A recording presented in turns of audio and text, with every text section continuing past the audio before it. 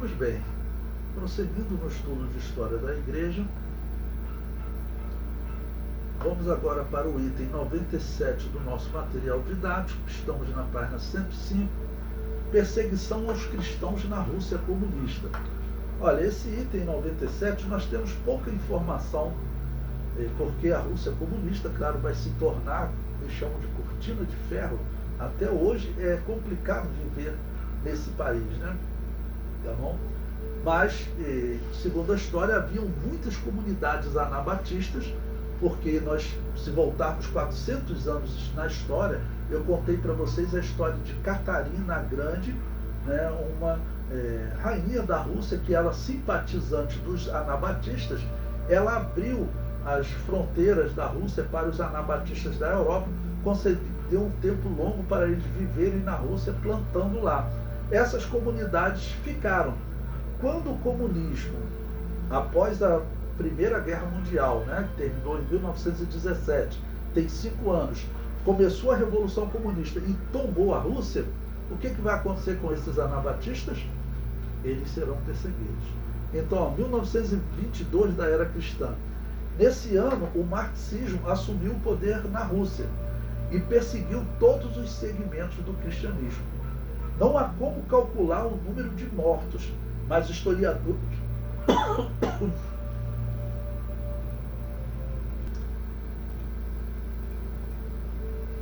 Pois bem, prosseguindo, meus irmãos, não há como calcular o número de mortos, mas historiadores falam em 20.000 executados pelo ateísmo comunista.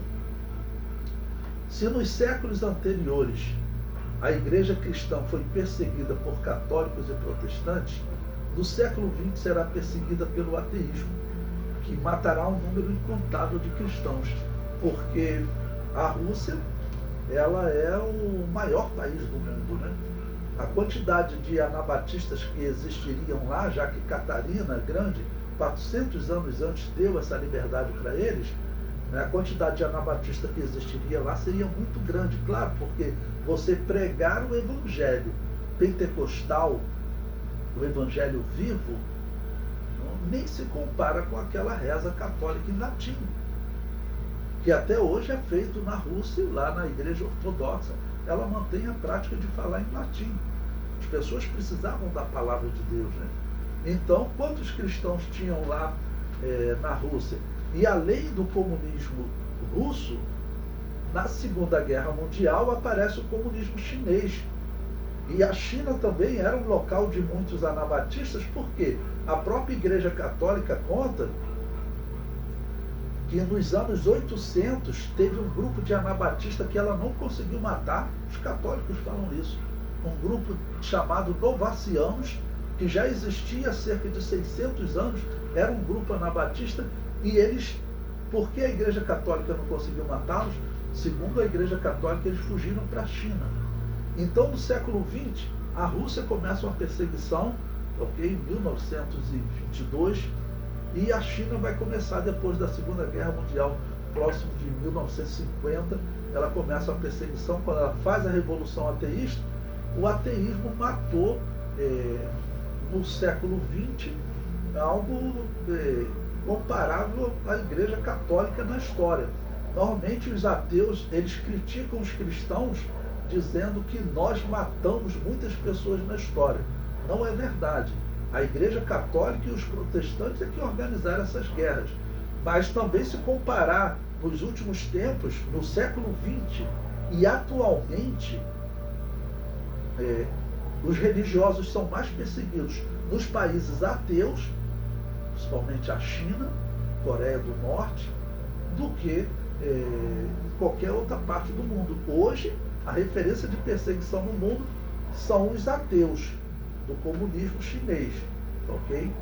E junto o fanatismo do islamismo, ok? Mas o islamismo, ele ainda permite que as igrejas funcionem. Se você quiser abrir uma igreja lá no Irã, você consegue abrir. Vai um grupo de pessoas, vocês podem cultuar, você só não pode evangelizar o islâmico, tá bom? Na China, eles não deixam nem você abrir igreja. Então, os ateus hoje, eles são os maiores perseguidores do mundo. Tá bom? Bom, o item 98, eu falo aí a história de um dos homens que foi referência nas Assembleias de Deus, o Meyer Pillman. Em 1922 é o destaque da vida dele. Pillman é um judeu escocês que se converteu em uma igreja anabatista de linha pentecostal, próximo de 1922. Pillman escreveu importantes obras, tais como Através da Bíblia, livro por livro, e Conhecendo as Doutrinas da Bíblia. Ele era escocês. E o missionário que veio para o Brasil, Lourenço Olson, que eu estudei com ele, né? Ele trouxe exatamente os livros desse Meyer Pillman. Ele nos contava na sala de aula, por isso eu quis colocar ele aqui como uma referência histórica para vocês, mas o Lourenço Olson contava na sala de aula que os livros do Meyer Pillman, que nós estudávamos na época, né, esses dois livros, ele disse que foi ele que traduziu, evangelizando o interior de Minas Gerais. Então ele ia evangelizar uma outra cidade, ele pegava o trem, e no trem ele ia fazendo tradução. Ele chegou no Brasil, claro, estudou a língua tal para poder fazer a tradução. Ele traduziu esses livros do Meyer Pillman para o Brasil, para o português. Bom, e eram os livros usados no Instituto Bíblico Pentecostal, né? O item 99 do material didático, eu falo agora sobre outra figura importante na história missionária, que é o Orlando Boyer, tá bom? 1927 da era cristã. O Conselho Missionário da Igreja de Cristo enviou o missionário Boyer ao Brasil. Vocês estão vendo, a Igreja Assembleia de Deus no Brasil, ela não recebe, ela recebe missionários de diversas igrejas pentecostais. Ok? Então eles estão vindo e chegando no Brasil, são missionários que estão mantendo contato. Os pentecostais da Suécia encontraram os pentecostais do Brasil. Então eram diversas igrejas pentecostais no mundo. Bom, eu coloquei o texto aí de um historiador para nós analisarmos. Sobre Orlando Boyer, ele diz: um episódio marcante da vida de Orlando Boyer ocorreu em Mata Grande, Alagoas. Ele servia a obra de Deus sob violentas perseguições, ao lado de dois outros missionários. Certo dia, chega-lhes uma notícia assustadora. Um de seus colegas havia sido aprisionado, juntamente com a esposa, pelo terrível Lampião. O cangaceiro exigia 5 contos de réis como resgate. As 3 famílias reunidas somaram todo o dinheiro de que dispunham, de apenas 236 mil réis, e o entregaram ao emissário de Lampião. O bandoleiro ficou irritado. Só isso? Quero 5 contos de réis. Os irmãos clamaram ao Senhor em busca de socorro e o milagre aconteceu. Virgulino Ferreira da Silva, verdadeiro nome do cangaceiro Lampião, não só teve a sua ira aplacada, mas ainda resolveu ajudar os missionários. Libertou o refém, devolveu-lhe o dinheiro e ainda mandou mais 109 mil réis para as despesas daquelas famílias que passavam privações para anunciar o Evangelho no interior do Brasil.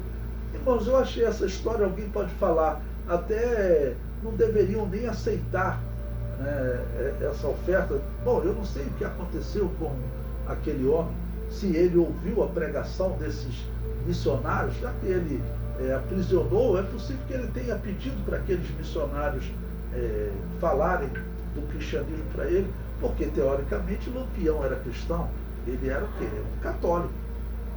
Então, nasceu, segundo a Igreja Católica, você entra no reino de Deus, como? Recebendo o batismo da Igreja Católica, você já entrou no reino de Deus.